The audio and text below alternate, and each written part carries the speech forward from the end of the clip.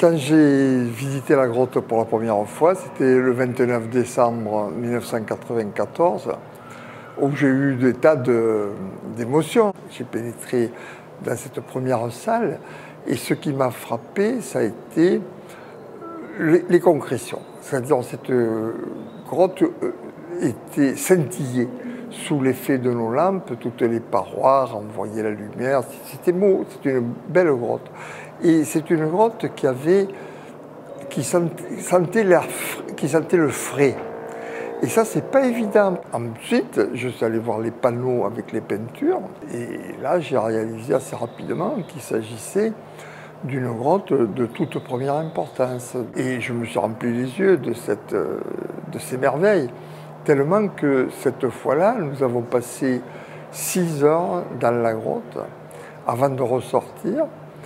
Et ces 6 heures, elles ont passé très rapidement.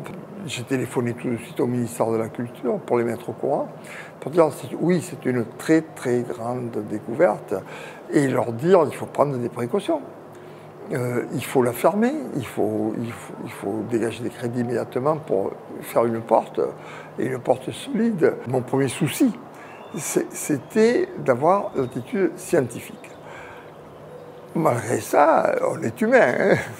Donc, quand j'ai été confronté à certains de ces panneaux, en particulier le panneau des chevaux, c'est celui qui m'a le plus frappé, vous voyez. Et j'ai eu une émotion. Parce que là, j'ai réalisé que j'étais en présence d'un des grands chefs-d'œuvre de l'art préhistorique, et un chef-d'œuvre qu'on ne connaissait pas jusqu'à présent. C'était une très grande découverte.